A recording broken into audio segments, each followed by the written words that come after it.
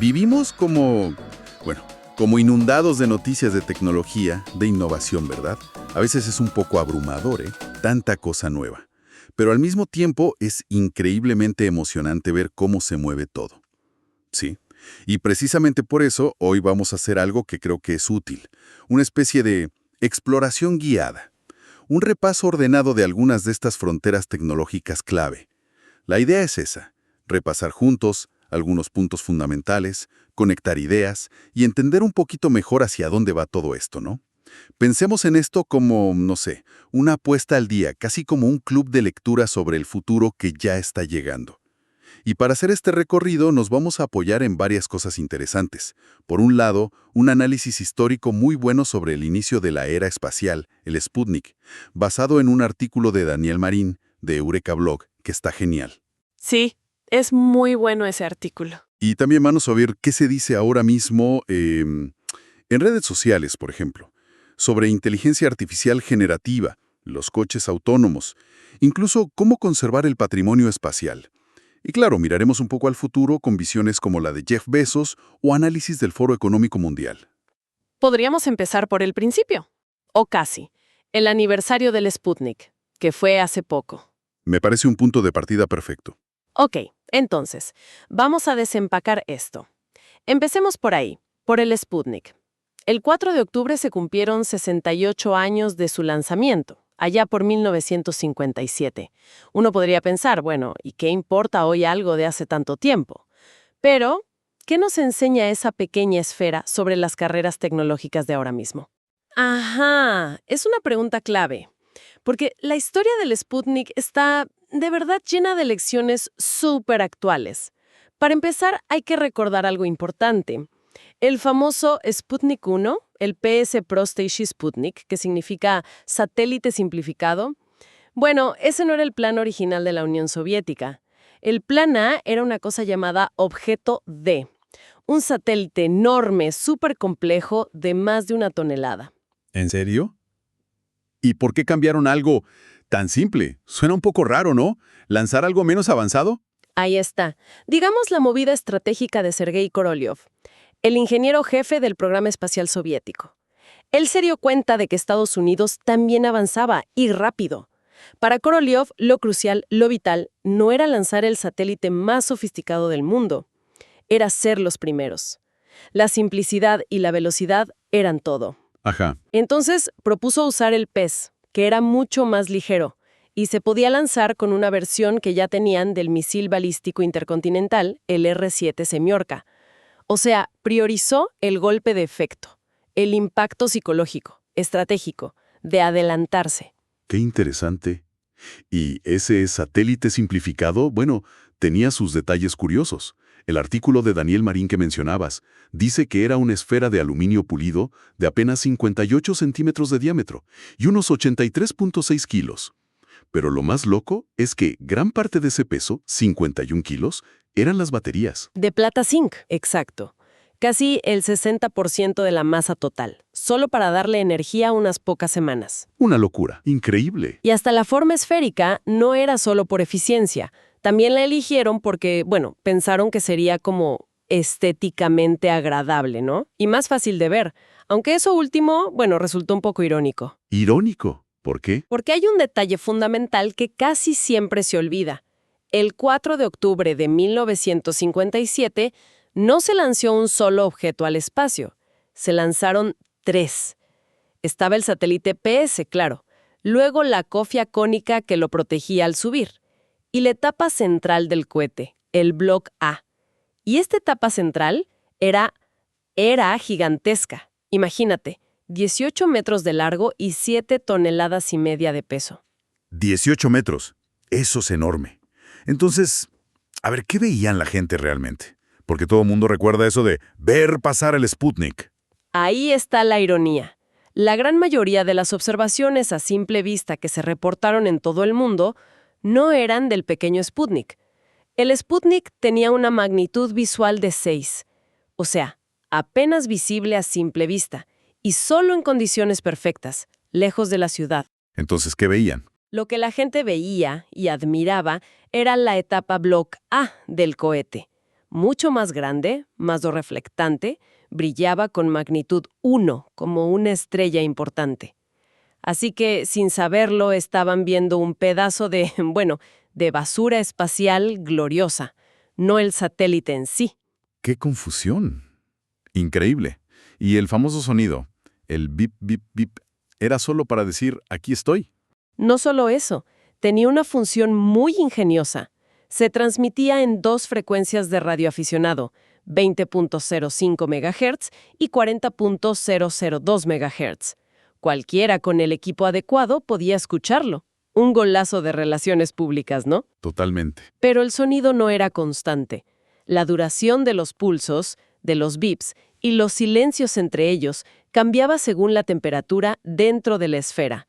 Si hacía más calor, los bips eran más cortos. Si se enfriaba, más largos. Ah, mira tú. Era una telemetría súper básica, pero efectiva, codificada en ese sonido que se volvió icónico. Es fascinante cómo algo tan, digamos, simple pudo tener tanto impacto y tantos detalles detrás.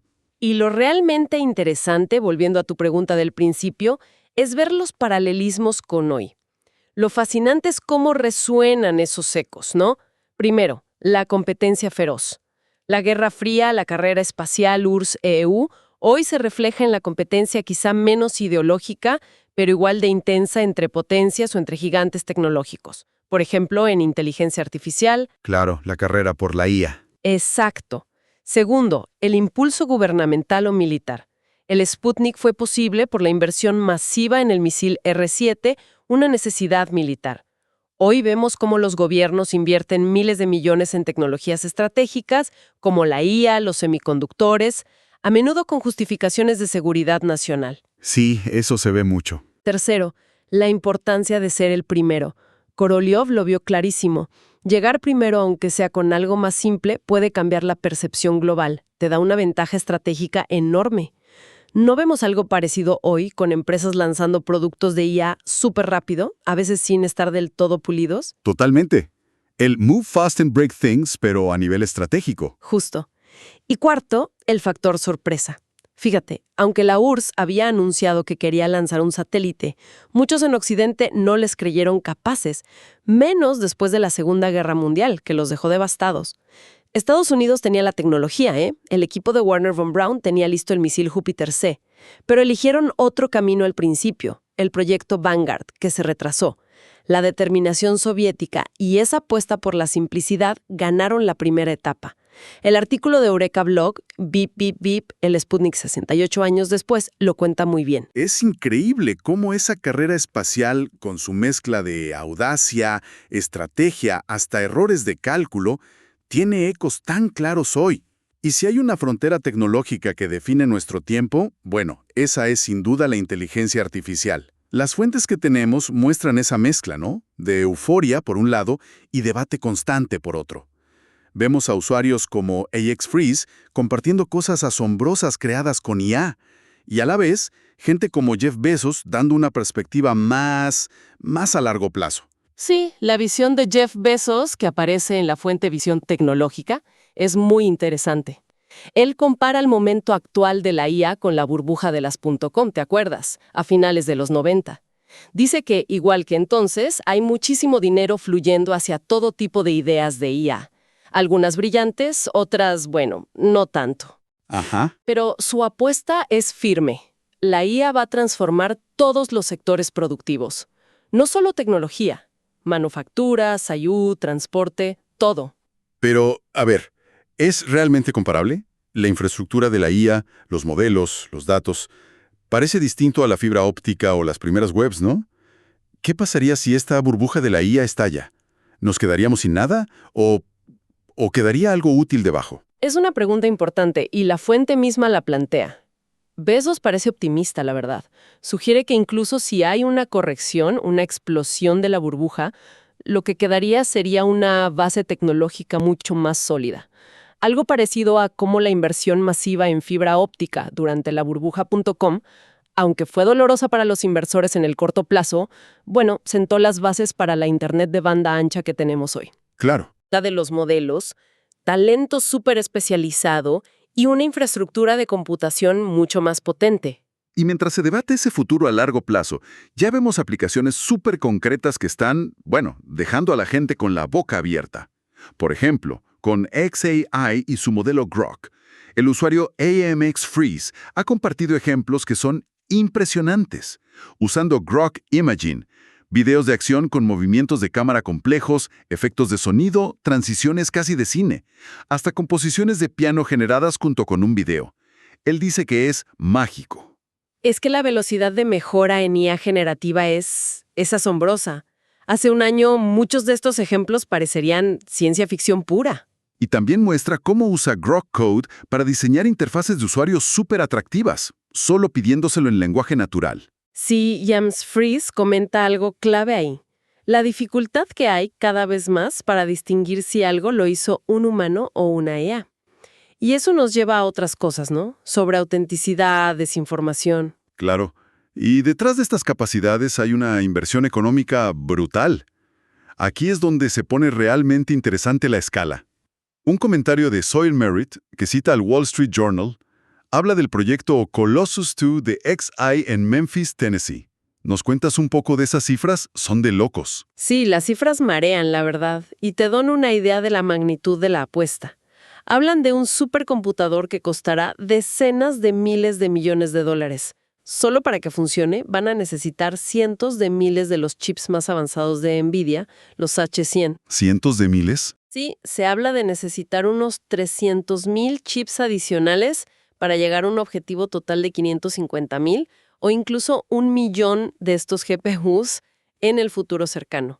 Calcula que solo esos 300,000 chips costarían unos 18,000 millones de dólares. ¿18,000 millones? Detengámonos un segundo ahí.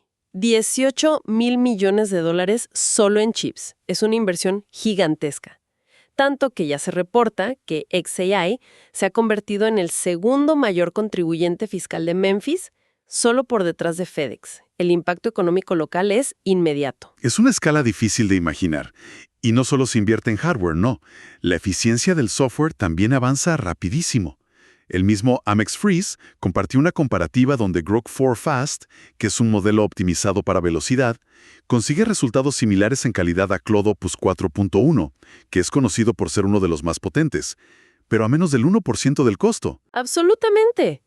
Esa diferencia en eficiencia puede ser tan disruptiva como la potencia bruta en sí misma. El coste computacional es uno de los grandes cuellos de botella de la IA actual. Mejorar la eficiencia abre la puerta a aplicaciones mucho más masivas, más accesibles. Y otro frente donde la IA está impactando de forma muy directa es la conducción autónoma. Sawyer Merritt compartió una anécdota personal muy reveladora. Llevó a unos amigos que nunca habían probado el sistema Full Self Driving FSD de Tesla a una boda en su coche. Y dice que quedaron totalmente impresionados, blown away, dice él, porque no tenían ni idea de que la tecnología estuviera ya tan avanzada. Esas experiencias personales son importantes. Muestran cómo la percepción pública, a veces, va un poco por detrás de la capacidad real de la tecnología, ¿no? Tesla y Elon Musk, según se recoge en las fuentes, enfatizan mucho cómo el FSD supervisado, que todavía necesita supervisión humana, ojo, puede reducir el estrés al volante. Citan a usuarios diciendo que les devuelve tiempo de vida, les permite disfrutar del viaje o hacer otras cosas mientras tanto. Incluso usan un término curioso, Tesla Porting, para describir esa sensación de que el coche te lleva casi como si te teletransportaras, sin el esfuerzo mental de conducir. Suena un poco a marketing, claro, pero capta esa idea de la IA cambiando una tarea cotidiana tan fundamental. Ya es crucial entender que la IA no es solo estos ejemplos tan llamativos como Grok o FSD. Es una tecnología habilitadora. Es como un motor para avances en campos súper diversos. Si miramos la lista de las 10 tecnologías emergentes para 2025 que publica el Foro Económico Mundial, el WEF, que se menciona en Visión Tecnológica, vemos cosas fascinantes. ¿Como cuáles, por ejemplo? ¿Qué destaca el WEF? Pues mira, mencionan a las marcas de agua invisibles para contenido generado por IA. Esto conecta directamente con lo que decíamos antes, ¿no? Lo de Amex Freeze sobre la dificultad de distinguir lo real de lo artificial. Es una respuesta tecnológica necesaria para combatir la desinformación, los deepfakes. Ah, claro, tiene sentido. Y otra tecnología sorprendente de esa lista es la ingeniería de terapias vivas. Terapias vivas. ¿Qué es eso, exactamente? Suena a ciencia ficción. La idea es usar microbios, como bacterias modificados genéticamente, para que actúen como pequeñas fábricas de medicamentos dentro de nuestro propio cuerpo. Producirían la medicina justo donde se necesita y cuando se necesita. Imagínate pequeñas factorías biológicas trabajando dentro nuestro para curarnos. ¡Wow! Eso sí es transformador. Totalmente. Esto nos muestra que el impacto de la IA va mucho más allá de generar texto, imágenes o conducir coches. Está empezando a transformar la biología, la medicina, de formas que apenas empezamos a imaginar. Si conectamos esto con el panorama general, vemos que la IA no es una sola cosa, sino como una corriente subterránea que está cambiando casi todo. Las fuentes clave aquí son esas publicaciones en redes de usuarios como Amex Freeze y Sawyer Merritt, que nos dan el pulso de la calle, digamos. Y análisis más amplios como el de visión tecnológica, Bezos, IA y el futuro. Hablando de infraestructura para esta IA tan demandante de energía y de todo. Volvamos un momento al espacio, conectando con el legado del Sputnik. Jeff Bezos no solo piensa en la IA en la Tierra. Según la fuente Visión Tecnológica, tiene planes bastante audaces para construir centros de datos en órbita. Sí, suena a futuro lejano, ¿verdad? Totalmente. La idea sería tener servidores alimentados por energía solar constante, 24/7, sin depender de las redes eléctricas terrestres ni de su impacto ambiental. Es una visión a largo plazo, sin duda. La propia fuente señala los desafíos, que son enormes. La latencia, por ejemplo. El tiempo que tarda la señal en ir y volver de la órbita sería un problema para aplicaciones en tiempo real.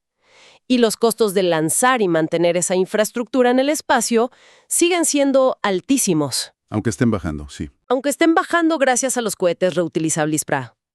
Pero siguen siendo altos. Pero entonces, ¿cuál sería la gran ventaja si es tan complicado? ¿Por qué hacerlo? La energía, ese es el punto clave. El principal cuello de botella para el crecimiento exponencial de la IA, que estamos viendo, es la cantidad brutal de electricidad que consume. Poner los centros de datos en órbita, con acceso ilimitado a la luz solar, podría como desacoplar ese crecimiento de nuestras redes eléctricas y limitaciones aquí en la Tierra. Ah, claro. Entiendo. Es una solución radical a un problema que se agrava cada año. Y es curioso porque otra tecnología de la lista del WEF es la transferencia de energía inalámbrica a larga distancia.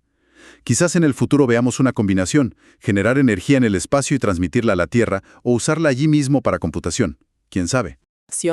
Critica un artículo estadounidense sobre la nueva carrera lunar entre EU y China. La crítica es que el artículo ignoraba por completo los avances reales de China, como sus nuevas naves espaciales, la Mengzhou y la Lanzhou, o su cohete potente, el ZZ-10. Se centraba solo en la narrativa americana. Y la lección implícita es la misma que con el Sputnik. Subestimar o ignorar al competidor es una mala estrategia. Hay que saber qué hacen los demás. Sí, es un error clásico. Y junto a esa competencia, también surge una preocupación por nuestro pasado en el espacio, por el legado. Comentarios de usuarios como Space Nosy y Ernest Calfab muestran mucha indignación ante la noticia de que podrían desmantelar parcialmente el transbordador espacial Discovery, un ícono histórico, simplemente para moverlo de sitio dentro del museo. Eso demuestra que el espacio no es solo tecnología y estrategia. Tiene un componente emocional, cultural, muy fuerte. La gente se conecta con estos logros históricos. Queremos explorar el futuro, sí, pero también preservar y honrar los pasos que nos trajeron hasta aquí. Tiene mucho sentido. Entonces, si tratamos de unir las piezas de esta nueva era espacial, ¿qué panorama general emerge de todo esto? Yo diría que vemos una mezcla interesante. Por un lado, los motores clásicos, como el prestigio nacional, la competencia estratégica, siguen ahí, como en tiempos del Sputnik. Pero se suman con mucha fuerza nuevos motores económicos. La necesidad de infraestructura para datos, como los centros orbitales que decíamos, la búsqueda de nuevas fuentes de energía, el potencial del turismo espacial, la minería de asteroides más a largo plazo. Es una era espacial más diversa en sus motivaciones, digamos. Más compleja. Mucho más. Y al mismo tiempo, la ingeniería robusta, la eficiencia y la conciencia clara de lo que hacen los demás, la competencia, siguen siendo tan cruciales como lo fueron para Korolev hace 68 años. Y, como vemos con el Discovery, la conversación sobre cómo valorar y preservar nuestro patrimonio espacial también está ganando importancia. Las fuentes clave aquí serían esa visión tecnológica, las publicaciones de Eureka Blog sobre la carrera lunar y los comentarios de usuarios como Space Nosy. Bueno, si juntamos todo lo que hemos comentado, la verdad es que ha sido un viaje interesante, ¿no? Empezamos con la historia casi olvidada pero llena de lecciones del Sputnik. Vimos cómo esa mezcla de simplicidad y audacia cambió el mundo. Saltamos al presente, dominado por la inteligencia artificial, con ejemplos como Grok, que redefine la creatividad digital, y el FSD de Tesla, que busca transformar nuestra movilidad diaria. Todo impulsado por inversiones y avances a una escala que cuesta similar. Sí, la escala es impresionante. Exploramos ideas futuristas pero cada vez más necesarias, como llevar la infraestructura de datos al espacio para alimentar esa misma IA. Y cerramos viendo cómo la nueva frontera espacial combina ambiciones económicas con ecos de la vieja competencia geopolítica, y un nuevo debate sobre cómo cuidar nuestra historia más allá de la Tierra. Sí, yo creo que la reflexión final tiene que ser sobre la velocidad y la interconexión de todo esto. El ritmo del cambio tecnológico es vertiginoso. Y estos campos, espacio, IA, energía, materiales, están cada vez más entrelazados. La IA necesita energía e infraestructura que quizás el espacio pueda proveer. Las nuevas carreras tecnológicas se benefician enormemente de entender las lecciones del pasado como las del Sputnik. Para mantenerse informado de verdad, ya no basta con mirar una sola área. Hay que ver las conexiones, mirar al pasado para entender el presente y tratar de proyectar las líneas hacia el futuro. Es la única forma, creo. Totalmente de acuerdo. Y para dejar una última idea resonando, algo que surge al conectar los puntos de las fuentes que hemos repasado. Dada la velocidad casi exponencial con la que avanza la IA, pensemos en Grok generando contenido complejo casi al instante y el potencial de tecnologías que tocan lo biológico, como esas terapias vivas que menciona el Foro Económico Mundial. ¿Cómo podrían estas herramientas que estamos creando, quizás en un futuro no tan lejano, empezar a desafiar o incluso a expandir nuestra propia definición de lo que consideramos capacidad humana? O tal vez incluso lo que entendemos por vida misma. Una pregunta para seguir explorando, sin duda.